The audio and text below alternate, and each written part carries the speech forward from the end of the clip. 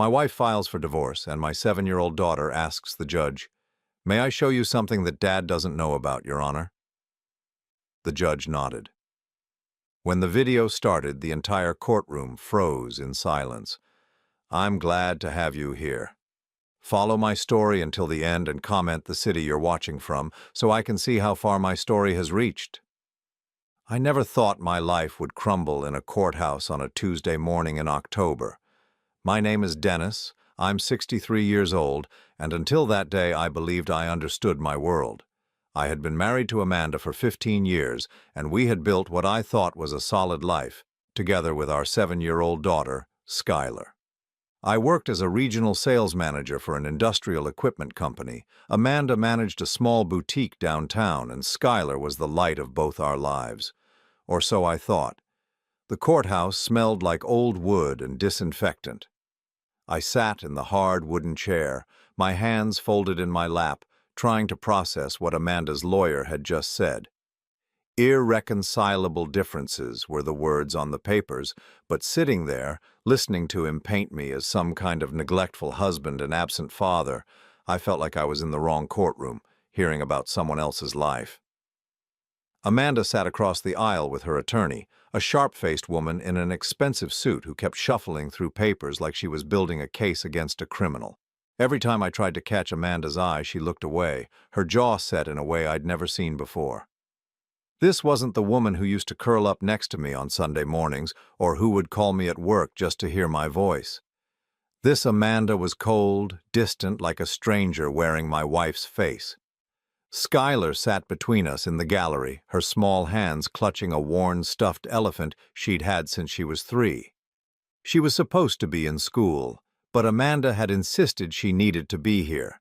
I didn't understand why a 7-year-old had to witness her parents' marriage falling apart, but Amanda's lawyer had said something about the child's best interests and custody considerations. Every few minutes, Skylar would look at me with those big brown eyes, and I could see confusion there that mirrored my own. The proceedings felt surreal. Amanda's lawyer presented a timeline of our marriage that I barely recognized. According to him, I had been emotionally absent for years, prioritizing work over family, leaving Amanda to raise Skylar essentially as a single parent. He talked about missed school events, late dinners, weekend work calls. Some of it was true. I had worked hard, maybe too hard, but the way he presented it made it sound like I was some kind of monster who didn't care about his family. "Mr. Patterson," he said, reading from his notes, regularly worked 60 to 70-hour weeks, was frequently away on business trips, and showed little interest in his daughter's daily activities or emotional needs. Each word felt like a physical blow. I wanted to stand up and shout that everything I did was for them, that every extra hour at work was so Skylar could have dance lessons and Amanda could have her boutique, so we could afford the house in the suburbs with the big backyard where Skylar played. But sitting there, watching Amanda nod along with every accusation, I started to doubt myself. Maybe I had been absent. Maybe I had let work consume me. Maybe I had failed them both without even realizing it.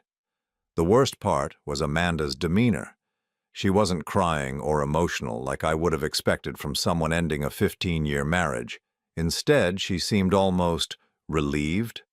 There was a tension in her shoulders that suggested she was nervous about something but not heartbroken, not grieving the end of what we had built together.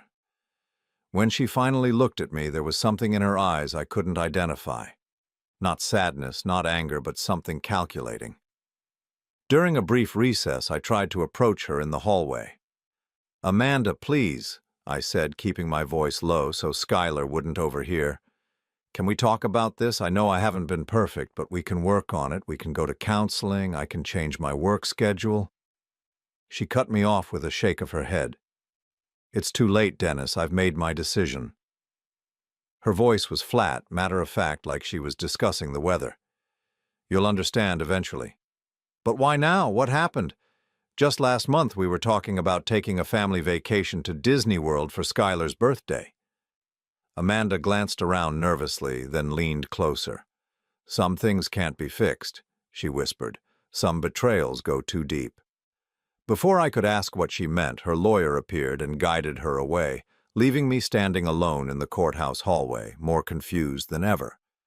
When we returned to the courtroom, I noticed Skylar watching her mother with an expression that seemed too mature for a 7-year-old. There was something almost analytical about the way she was studying Amanda, like she was trying to solve a puzzle. When Amanda caught her looking, Skylar quickly turned away and focused on her stuffed elephant. As Amanda's lawyer continued his presentation, requesting that she be awarded primary custody of Skylar, the house we'd bought together 5 years ago, and substantial spousal support, I felt my entire world shifting beneath me. This wasn't just the end of a marriage. This was the systematic dismantling of everything I'd worked for, everything I'd thought we'd built together. But there was something else, something I couldn't quite put my finger on. The way Amanda kept checking her watch, the nervous glances she shot toward the gallery where other court cases were waiting, the way her lawyer seemed almost too prepared, like they'd been planning this for a very long time. And most disturbing of all, the way Skylar kept looking back and forth between us, her small face creased with worry about something more than just her parents' divorce. I had no idea that in less than an hour my 7-year-old daughter would turn that courtroom upside down and reveal a truth so shocking that it would change everything I thought I knew about the woman I'd loved and trusted for 15 years. As Amanda's lawyer droned on about my supposed failures as a husband and father, my mind drifted back over the past few months, searching for clues I might have missed. Sitting in that courtroom, listening to my life being dissected by strangers, I started to remember things that hadn't seemed important at the time, but now felt like pieces of a puzzle I should have solved. It had started around 6 months ago, maybe longer. Amanda had become distant in subtle ways that I'd attributed to stress. She'd always been social, chatting on the phone with her sister or friends from the boutique, but suddenly those conversations became hushed, secretive. When I'd walk into a room, she'd quickly end calls or close her laptop. When I asked about it, she'd smile that same bright smile I'd fallen in love with and say it was just girl talk or boutique drama. I remembered one evening in particular about 3 months ago. I'd come home from a business trip to find Amanda in the kitchen, her phone pressed to her ear, speaking in a voice so low I could barely make out the words. When she saw me, she immediately straightened up and said loudly, "Oh yes, that fabric order sounds perfect. Have it delivered next week." But something about her tone seemed off, rehearsed, and when she hung up, she seemed flustered in a way that didn't match talking to a supplier. Then there were the changes in Skylar. My little girl had always been cheerful and talkative, running to greet me when I came home from work, eager to share stories about school or show me pictures she'd drawn. But gradually she'd become quieter, more withdrawn. She'd still hug me goodnight, but there was something different in her eyes, like she was watching me, studying me. At the time, I thought maybe she was just growing up, becoming more observant. Amanda had started going out more often, too. Girls' nights, she called them, book club meetings that ran late, shopping trips with her sister that lasted entire Saturdays. I'd never been the controlling type, never questioned her need for time with friends. I trusted her completely. Maybe that was my mistake. The sleeping arrangements had changed too, so gradually that I barely noticed. First, Amanda complained that my snoring was keeping her awake. Then she said she had been having trouble sleeping and didn't want to disturb me with her tossing and turning. Eventually, she'd moved to the guest room, just temporarily, while she worked through what she called a bout of insomnia. When I suggested she see a doctor, she brushed it off, saying it would resolve itself once work stress decreased. But the most troubling change had been in how Amanda interacted with Skylar. She'd become more secretive with our daughter, having whispered conversations that stopped when I entered the room. She'd take Skylar on errands and shopping trips that seemed to last longer than necessary. When they'd return, both of them would seem oddly quiet, like they shared some secret I wasn't part of. I'd tried to talk to Skylar about it once, about 2 months ago. We were sitting in her bedroom and I was helping her with homework when I noticed she seemed sad. "Is everything okay, sweetheart?" I'd asked, setting down her math worksheet. She'd looked up at me with those serious brown eyes and said, "Daddy, do you know when someone is lying to you?" The question had caught me off guard. That's a grown-up kind of question, Schuyler. Why do you ask? She'd shrugged, suddenly interested in her pencil eraser. Just wondering. Sometimes people say things that don't match what they do. I'd made a mental note to talk to Amanda about it, wondering if Schuyler was having problems with friends at school. But when I brought it up later, Amanda had dismissed it as typical 7-year-old confusion about the complexities of adult behavior. Now, sitting in that courtroom, I realized how naive I'd been, how many signs I'd overlooked or rationalized away. Amanda's lawyer was painting me as an absent, neglectful husband, but the truth was that I'd been present enough to notice changes in my family. I just hadn't understood what those changes meant. During a pause in the proceedings, I glanced over at Schuyler. She was sitting very still, her stuffed elephant in her lap, but her eyes were alert, focused on every word being spoken. There was something in her expression that seemed too knowing, too aware for a child her age. When she caught me looking, she gave me a small, sad smile that broke my heart. Then she did something that surprised me. She reached into her small backpack and pulled out what looked like a tablet computer. I recognized it as the one Amanda had bought her for educational games a few months ago. Schuyler held it carefully like it contained something precious or dangerous. She looked from the tablet to me, then to her mother, then back to the tablet. "Daddy," she whispered, leaning closer to me, "I need to tell someone something important." "What is it, sweetheart?" She glanced around nervously, then whispered even quieter, "I have something that shows the truth." Before I could ask what she meant, Amanda's lawyer called for Amanda to take the stand. I watched my wife of 15 years stand up, smooth down her dress, and walk to the witness chair with the confidence of someone who had everything planned out. She placed her hand on the Bible, swore to tell the truth, and began answering questions about our marriage, our family, and my supposed shortcomings as a husband and father. Every word she spoke sounded reasonable, even sympathetic.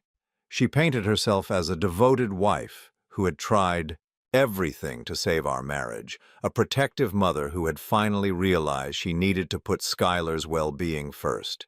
She talked about my long work hours, my frequent business trips, my inability to connect emotionally with either of them. Some of what she said contained grains of truth, which made it all the more painful to hear. But sitting there, listening to Amanda testify, I kept thinking about Schuyler's words. I have something that shows the truth. What could a 7-year-old possibly have that would be relevant to divorce proceedings? And why did my daughter look more nervous about her mother's testimony than I felt? As Amanda continued speaking, describing our marriage as a slow decline into emotional distance and neglect, I noticed Schuyler gripping her tablet tighter. Her knuckles were white, and she kept glancing between her mother and the judge with an expression I'd never seen before. It was determination, mixed with fear, like she was steeling herself to do something that scared her, but that she knew was right. When Amanda's lawyer asked her about the effect of my supposed neglect on Schuyler, Amanda's voice took on a tone I didn't recognize, something theatrical that didn't match the private conversations we'd had about parenting challenges. That's when Schuyler stood up. The courtroom fell silent as my 7-year-old daughter raised her small hand and said in a clear, steady voice, "Your Honor, may I please show you something that my daddy doesn't know about?" The silence in the courtroom was deafening. Every head turned toward my 7-year-old daughter as she stood there, clutching her tablet, her voice echoing off the wood-paneled walls. The judge, a middle-aged woman with kind but serious eyes, looked surprised but not dismissive. "What is it you'd like to show me, young lady?" Judge Morrison asked, her tone gentle but professional. I felt my heart racing. What could Schuyler possibly have on that tablet? Amanda had gone completely pale, her confident demeanor cracking for the first time all morning. Her lawyer immediately stood up. "Your Honor, this is highly irregular. The child hasn't been called as a witness, and we have no idea what." "Sit down, counselor," Judge Morrison said firmly. "If this child has something relevant to these proceedings, I'm going to hear it." She looked back at Schuyler with encouraging eyes. "Come up here, sweetheart. What's your name?" "Schuyler Patterson," my daughter said. walking forward with determination that seemed far beyond her years. I'm 7 years old and I live with my mommy and daddy, but mommy wants to take me away from daddy, and that's not fair because daddy didn't do the bad things. I watched Amanda shift in the witness chair, her hands gripping the armrests so tightly her knuckles had turned white. There was something in her expression I'd never seen before, not just nervousness but genuine fear. "What do you have there, Skylar?" the judge asked. "It's my tablet. Mommy gave it to me for games and learning, but I also figured out how to make videos with it." Skylar's voice was steady, but I could see her hands trembling slightly. "I made some videos because I was worried about Mommy and Daddy, and I wanted to understand why Mommy was acting different." Judge Morrison nodded thoughtfully. "And what did you discover in these videos?" "I discovered that Mommy has been lying, not just little lies, but big lies. Lies about Daddy, and lies about what she really wants." Skylar looked directly at Amanda, and for a moment I saw my wife flinch as if she'd been struck. Amanda's lawyer jumped up again. "Your Honor, this is completely inappropriate. A child cannot—" "I said sit down." Judge Morrison's voice carried the authority of someone who wouldn't be argued with. "Skylar, can you show me one of these videos?" My daughter nodded and tapped the screen of her tablet. "This one is from last month. I was supposed to be taking a nap, but I heard Mommy talking on the phone in her room and her voice sounded different. So I got my tablet and went to see." She turned the tablet toward the judge, and even from where I sat, I could hear audio beginning to play. Amanda's voice came through the speaker, but it was Amanda in a way I'd never heard her before. Cold, calculating, almost cruel. "Of course I don't love him anymore, Marcus. I haven't loved Dennis in years. He's just been useful, you know. A steady paycheck, someone to pay the mortgage and Skylar's expenses while I figured out my next move." My blood turned to ice. Who was Marcus, and what did she mean by next move? The voice on the recording continued, and I realized with growing horror that this was my wife, talking about me like I was some kind of convenience, not the man she'd promised to love and honor. "The best part is he's so trusting, so naive. He has no idea about us, no idea about any of it. He just goes to work every day like a good little provider while I plan our future together. Once the divorce goes through and I get the house and spousal support, we can finally be together properly." Judge Morrison's eyebrows had risen significantly. She looked from the tablet to Amanda, who looked like she might be sick. "Is there more?" Skylar nodded solemnly. "There are lots more. Would you like to see the one where Mommy is kissing the man who isn't Daddy?" The courtroom erupted. Amanda's lawyer was on her feet, objecting loudly. My lawyer, who had seemed overwhelmed by Amanda's accusations just minutes before, was suddenly very alert. But all I could focus on was the roaring in my ears and the feeling that the floor had dropped out from under me. "Skylar," Judge Morrison said once order was restored, "when did you make this recording?" "About 6 weeks ago. I made lots of them because I was trying to understand why Mommy kept saying mean things about Daddy when Daddy wasn't there, but then being nice to Daddy when he was home. It made me confused and sad." She swiped to another video. This one showed Amanda in our kitchen, with a man I'd never seen before. He was tall, dark-haired, maybe in his 40s, and they were kissing with the kind of passion I hadn't seen from Amanda in months, years, maybe. "Who is this man, Skylar?" the judge asked gently. "Mommy calls him Marcus. He comes over when Daddy is at work.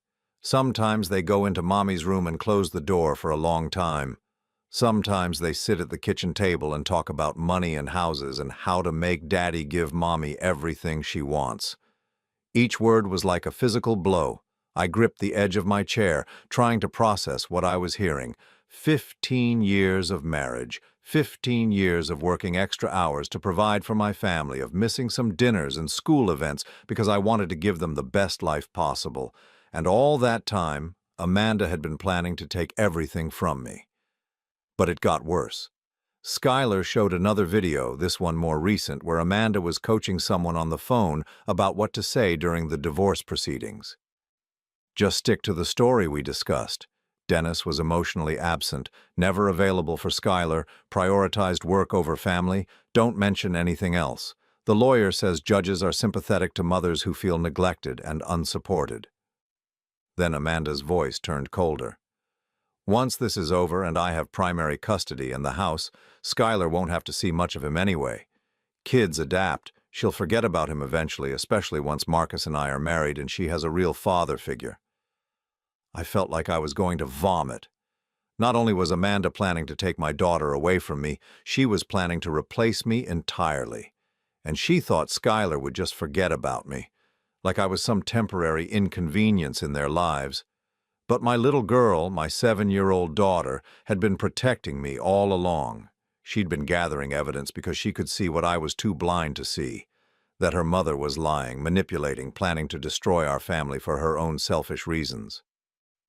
"Skylar," I said, my voice hoarse with emotion, "why didn't you tell me about this?" She turned to me with tears in her eyes. "I tried to, Daddy. I asked you about lying, remember?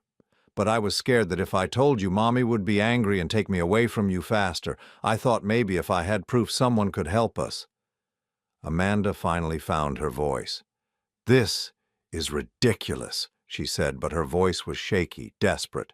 "A child's recordings can't be used as evidence. She doesn't understand what she saw. She's confused, making things up."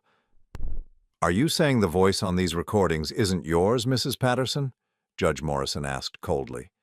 Amanda's mouth opened and closed, but no words came out.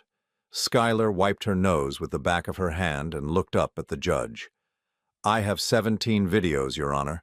Do you want to see more?" For the first time since we'd entered that courtroom, I felt something other than despair. I felt proud. Proud of my daughter's courage, proud of her intelligence, proud of her loyalty.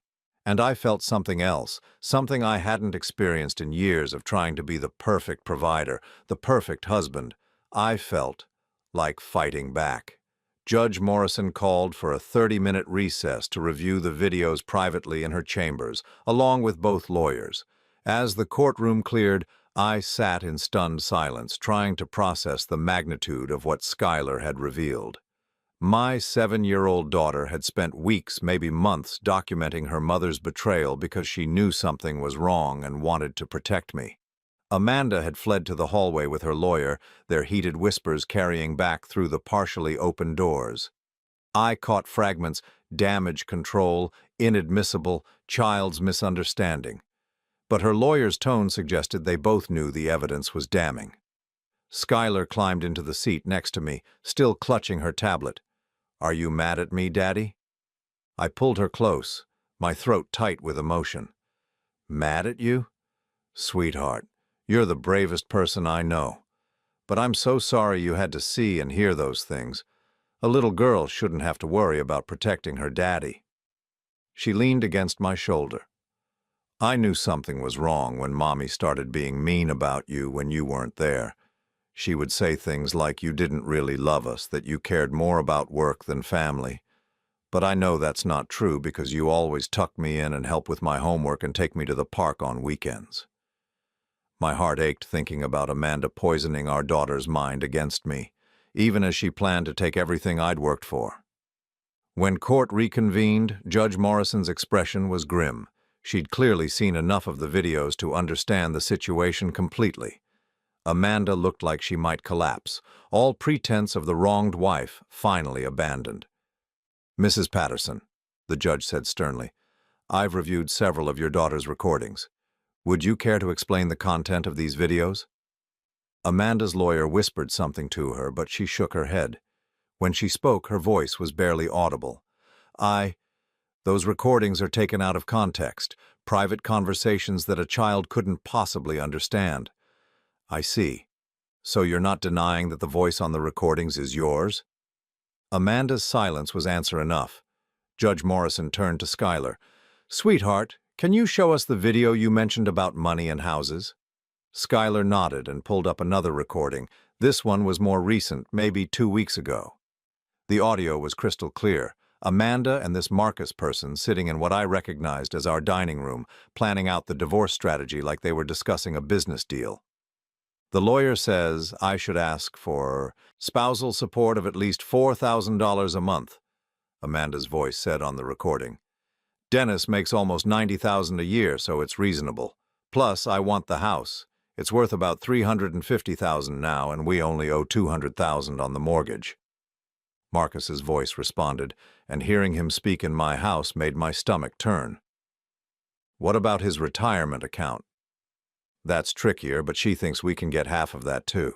He's been contributing to it for 20 years, so there's probably close to $200,000 in there. The key is making sure I get primary custody of Skylar. Once I have that, everything else falls into place. And you're sure he doesn't suspect anything?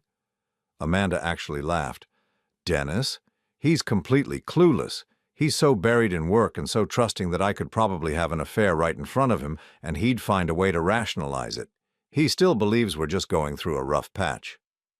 The casual cruelty in her voice as she discussed dismantling my life was breathtaking. This wasn't the woman I'd fallen in love with. The woman who'd cried tears of joy when Skylar was born. The woman who'd told me just last year that I was her best friend and the love of her life. But Skylar wasn't done. She had more videos, each one revealing new layers of Amanda's deception. In one, Amanda was on the phone with someone discussing how to make me look bad during the custody evaluation. I need to emphasize how he's never available for Skylar's emotional needs, Amanda said. He provides financially, sure, but emotionally he's absent. I'll mention how he missed her school play last month because of a work trip, and how he's always on his phone during dinner. What Amanda didn't mention in that conversation was that the work trip she referenced was mandatory training that I'd tried to reschedule, and that I'd video called Skylar every night to hear about her day. She also didn't mention that I was only on my phone during dinner when she was texting me work-related questions about the boutique's finances. Another recording showed Amanda coaching Skylar on what to say if anyone asked her about her parents. If someone asks you about Daddy, just say that he works a lot and isn't home much, Amanda's voice instructed. You don't need to say anything bad, just that he's always busy with work. But in the recording, 7-year-old Skylar pushed back. But Daddy isn't always working. He plays with me and reads to me and makes pancakes on Saturday mornings.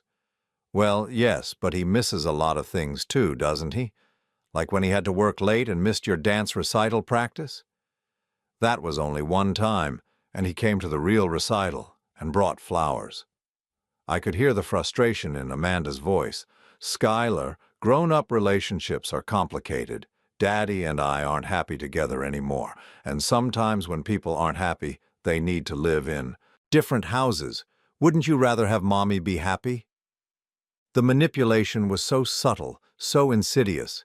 Amanda was trying to program our daughter to accept the divorce as inevitable, even desirable, while painting me as the reason for the family's problems. But the most devastating recording came last. It was from just 3 days ago, 3 days before Amanda filed for divorce. In it, Amanda was talking to Marcus about their future plans. Once everything is settled and Dennis is out of the picture, we can finally live the life we've been dreaming about, she said. The house is perfect for us, and with his spousal support payments, we'll have plenty of money. Skylar will adjust. Kids are resilient. And if Dennis wants to see her, he can have every other weekend. That's generous enough. What if he fights for more custody? Marcus asked. Amanda's laugh was cold. With what? I have documentation of his neglect.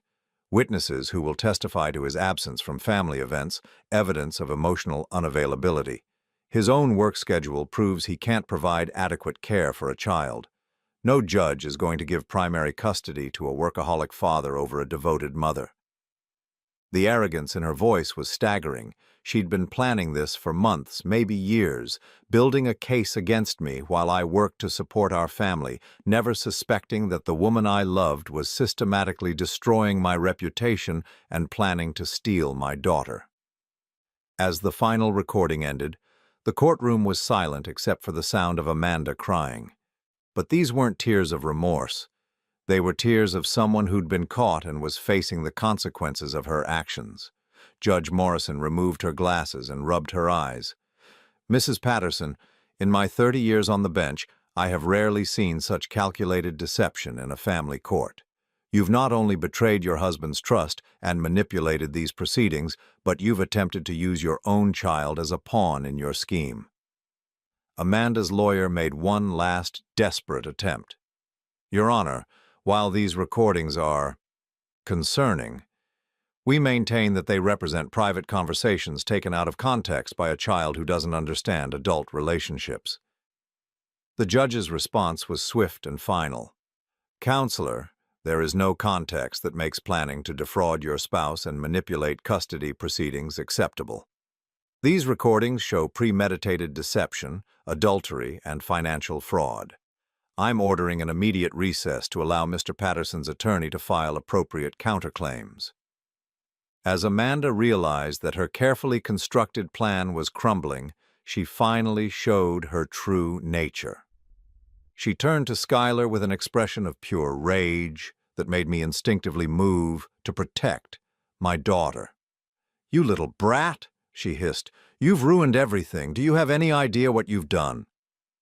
That was the moment I knew with absolute certainty that my daughter and I were going to be just fine without Amanda. Because the woman I'd been married to for 15 years had just revealed that she cared more about her deception than she did about her own child's well-being.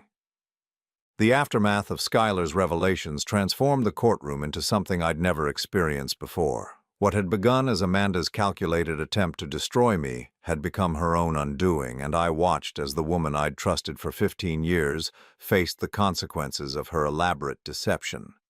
Judge Morrison called for an extended recess while both legal teams regrouped. Amanda's lawyer, who had entered the courtroom that morning with confident swagger, now looked like a man whose entire strategy had just exploded in his face. He huddled with Amanda in urgent, whispered conversations, but I could see from across the room that he was essentially telling her there was no way to spin what Schuyler had revealed.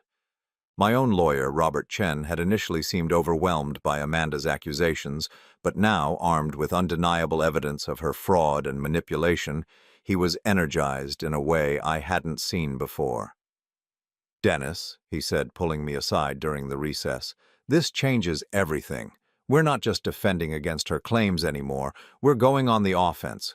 What your daughter captured on those videos, it's evidence of adultery, fraud, manipulation of custody proceedings, and attempted alienation of parental affection." I nodded, still trying to process the full scope of what Amanda had been planning. "What does that mean for Schuyler and me?" "It means we're going to file for primary custody, and given what we've seen today, I'm confident we'll get it. But more than that, Amanda's claims for spousal support and property division are now completely undermined.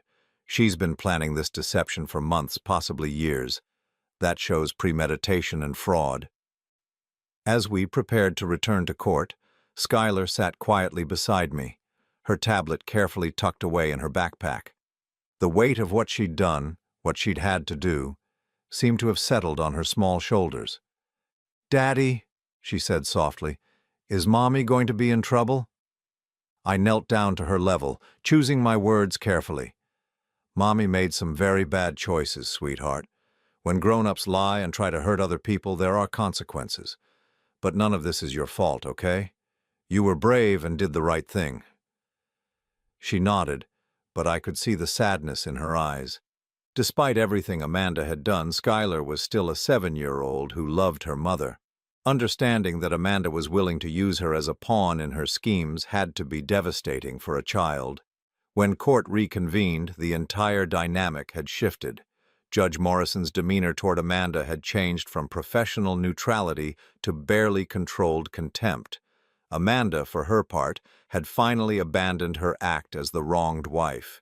She sat slumped in her chair, occasionally glaring at Schuyler with an anger that made my blood boil. "Mrs. Patterson," Judge Morrison began, "before we proceed further, I want you to understand the gravity of your situation. The evidence presented today suggests multiple violations of court proceedings, potential fraud, and what appears to be a deliberate attempt to manipulate custody arrangements for financial gain." Amanda's new strategy, apparently, was defiance. Your Honor, I maintain that those recordings were taken without my knowledge by a child who doesn't understand adult relationships. Private conversations between consenting adults shouldn't be used to— Stop right there, the judge interrupted sharply. These weren't just private conversations. These recordings show you planning to commit perjury in my courtroom, deliberately attempting to alienate your child from her father, and conspiring to defraud your husband in divorce proceedings. The fact that your 7-year-old daughter felt compelled to document your behavior because she recognized it as wrong should tell you something about your actions. My lawyer stood up.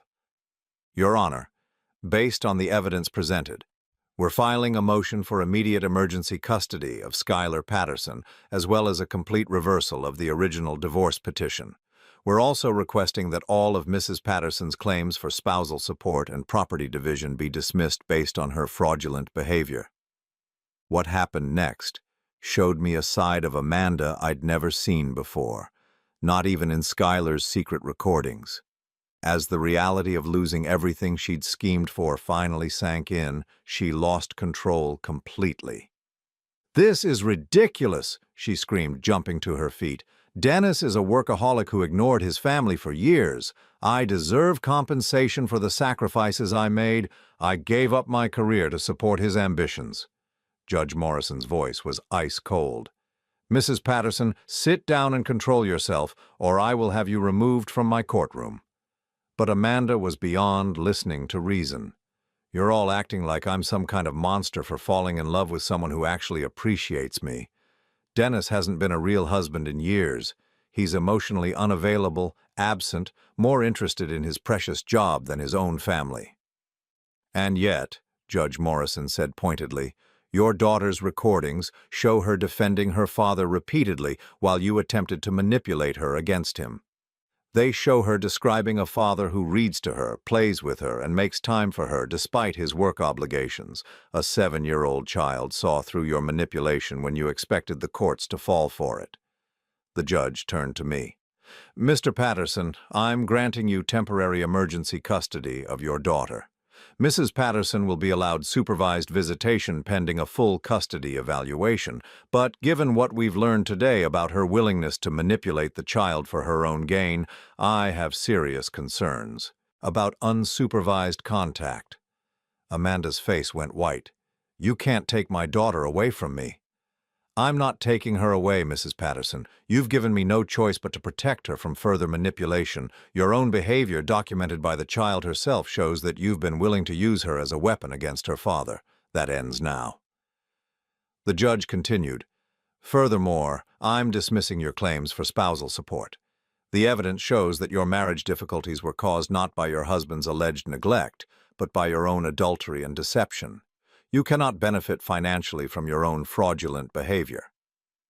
As for the house, the judge's decision was swift and final. Given that Mr. Patterson has been the sole mortgage payer and that Mrs. Patterson's claims for the property are based on fraudulent representations, I'm awarding him temporary possession of the marital home. Mrs. Patterson will have 30 days to remove her personal belongings under supervised conditions. Watching Amanda realize that her carefully constructed plan had not only failed, but backfired completely, was both satisfying and heartbreaking. Satisfying because justice was finally being served, heartbreaking because this was the mother of my child, and her destruction would inevitably hurt Skylar too.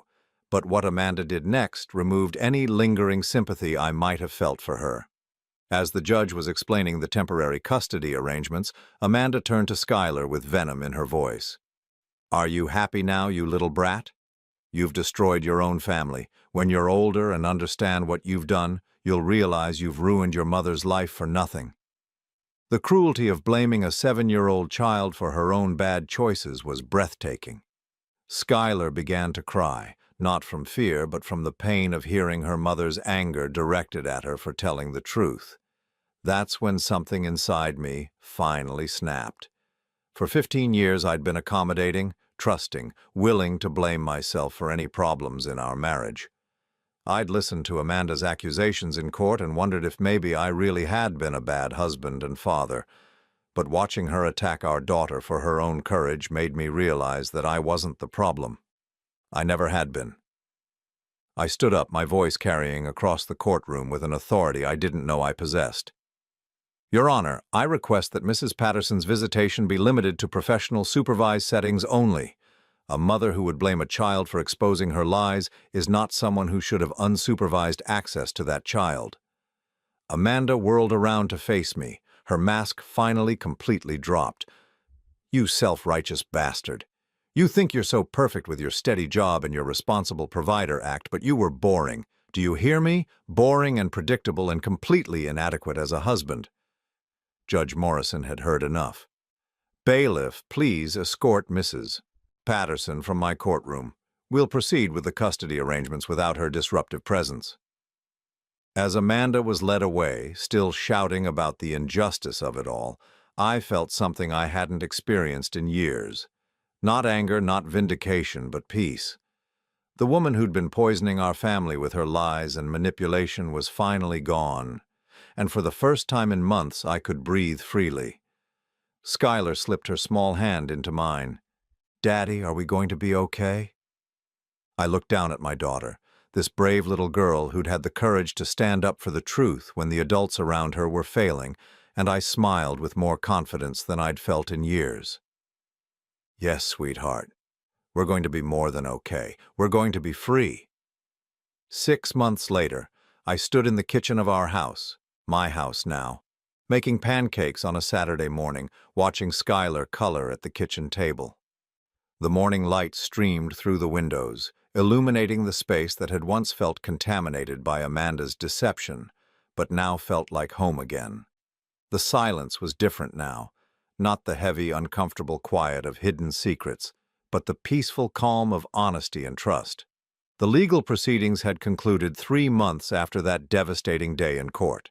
Amanda's attempts to appeal the custody decision had failed spectacularly when her lawyer discovered additional evidence of her financial manipulation. She'd been siphoning money from the boutique's accounts to fund her relationship with Marcus. The business partners she'd defrauded pressed charges, and Amanda found herself facing not just divorce consequences but potential criminal prosecution. Marcus, it turned out, had disappeared the moment Amanda's scheme unraveled. The man who'd been so eager to help plan my downfall and enjoy the proceeds of Amanda's fraud had no interest in sticking around when there was no money to steal and no house to claim. Amanda's grand love affair had been as much of an illusion as everything else in her carefully constructed deception. Skylar had adjusted to our new life with a resilience that both amazed and worried me. Children, I'd learned, are incredibly adaptable, but they also carry burdens that adults sometimes can't see. We'd started seeing a family therapist, Dr. Sarah Martinez, who specialized in helping children cope with family trauma. Through our sessions, I'd begun to understand just how much Skylar had been protecting both of us during those months when Amanda was planning her betrayal. She's been carrying the weight of adult secrets for far too long, Dr. Martinez had explained during one of our early sessions. Children her age shouldn't have to be the truth-tellers in a family. The fact that she felt compelled to document her mother's behavior tells us she recognized that something was fundamentally wrong, but she didn't know who to trust with that information. During therapy, Skylar had revealed more about those months leading up to the divorce. Amanda hadn't just been coaching her to minimize my role in her life. She'd been actively trying to turn Skylar against me with subtle manipulation and outright lies. Mommy used to tell me that Daddy didn't really want to spend time with me, Skylar had shared during one session, her small voice matter-of-fact in the way children can be when discussing painful truths. She said, that's why he worked so much, because work was more fun than being with us. But I knew that wasn't true because Daddy always seemed happy when he came home, and he always wanted to hear about my day. Learning about Amanda's attempts to poison my relationship with my own daughter had been one of the most painful revelations of the entire ordeal, but it had also helped me understand why Skylar had been so determined to gather evidence. She'd been protecting our relationship as much as she'd been protecting me. The custody evaluation, when it finally took place, had been a formality. Amanda's supervised visits had gone poorly from the start. During the first session, She'd spent the entire hour trying to convince Skylar that recording the videos had been wrong, that she'd ruined the family by telling the truth. The supervising social worker had documented Amanda's attempts to manipulate the child and recommended that visitation be reduced to once per month under strict professional supervision. Amanda had missed the last 3 scheduled visits. According to her lawyer, she'd moved to another state with a relative and was getting her life together. Skylar had stopped asking when she'd see her mother again. Sometimes children know when it's time to let go before adults do. The financial settlements had been straightforward once Amanda's fraud was fully documented. She'd forfeited any claim to spousal support, the house, or my retirement accounts. The judge had ordered her to pay restitution for the money she'd stolen from the boutique, though her former business partners had little hope of seeing much of it. Amanda had left town with virtually nothing, having lost everything she'd schemed to steal. I'd worried about how Skylar would handle her mother's abandonment, but Dr. Martinez had helped me understand that children often feel relief when toxic situations finally end, even when that relief comes with sadness.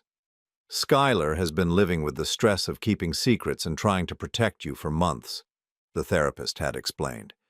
Now that the truth is out and she doesn't have to carry that burden anymore, she can just be a 7-year-old again. And that's exactly what had happened. Skylar had flourished once the pressure was removed. Her grades improved, she made new friends at school, and most importantly, she seemed lighter somehow.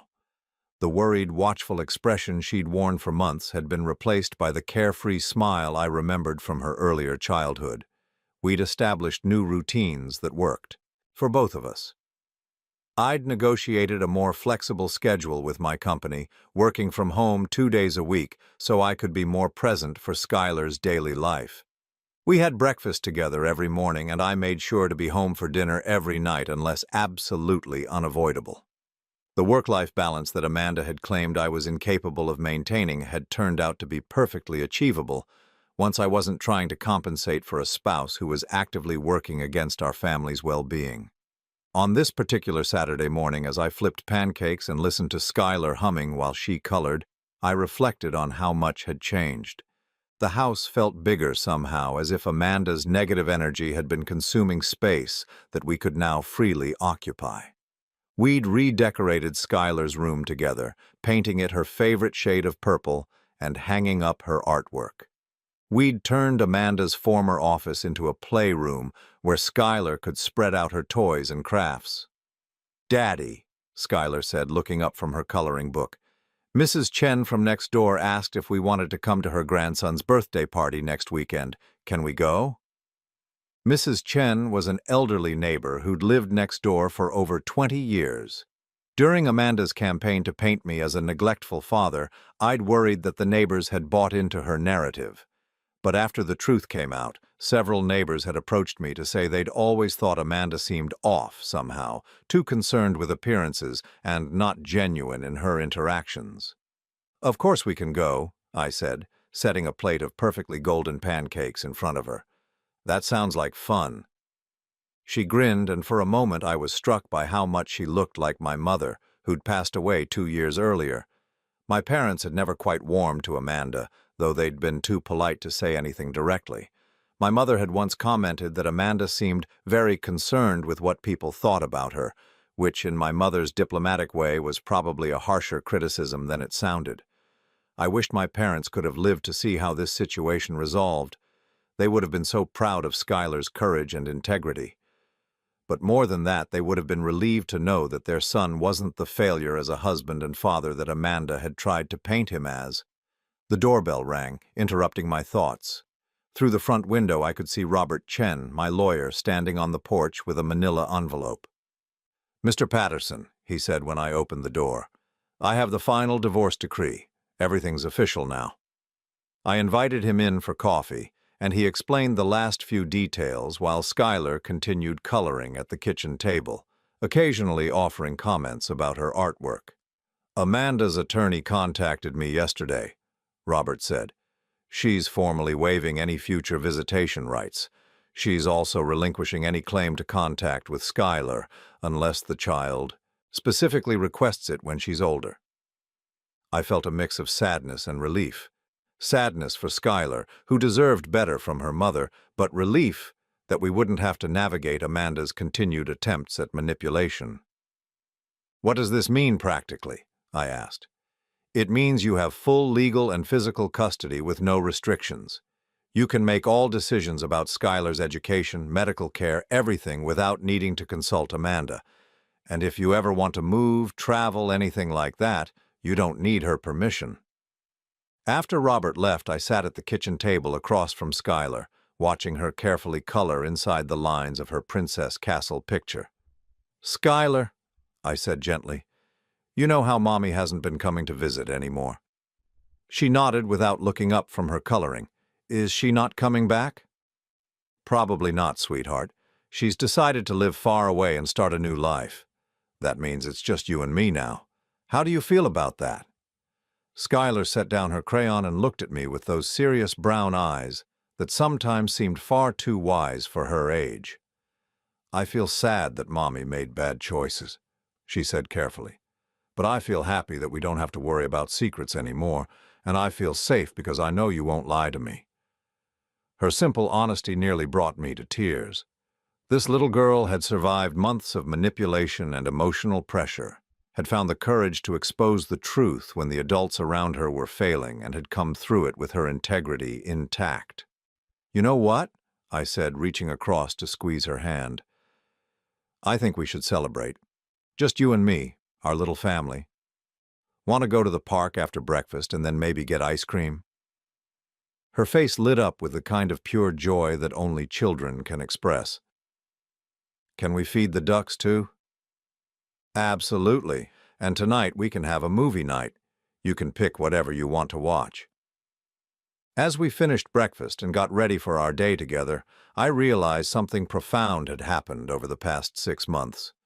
I'd stopped trying to be the perfect provider, the man who worked endless hours to give his family everything they might want.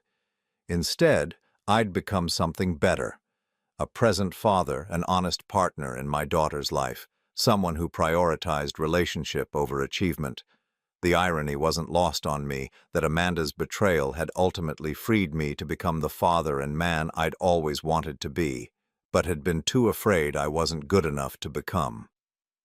Later that evening, after we'd fed the ducks, played on the playground until Skylar was exhausted, and eaten more ice cream than was probably wise, we settled on the couch for our movie night. Skylar had chosen an animated film about a young girl who goes on an adventure to save her family, and as we watched together, I couldn't help but think about how life had imitated art. My own daughter had gone on an adventure, a dangerous, difficult journey into adult deceptions and betrayals to save our family, and she'd succeeded in ways that no one could have predicted. As the credits rolled and Skylar dozed against my shoulder, I looked around our living room. The space that had once felt tainted by Amanda's lies now felt clean, honest, peaceful. We'd survived the storm, and what remained was stronger than what had been broken. For the first time in years, I wasn't worried about the future. Whatever challenges lay ahead, Skylar and I would face them together with honesty and courage. We'd learned that truth, no matter how difficult, is always stronger than deception. And in the quiet of that Saturday evening, with my brave daughter sleeping safely beside me, I finally understood what real happiness felt like.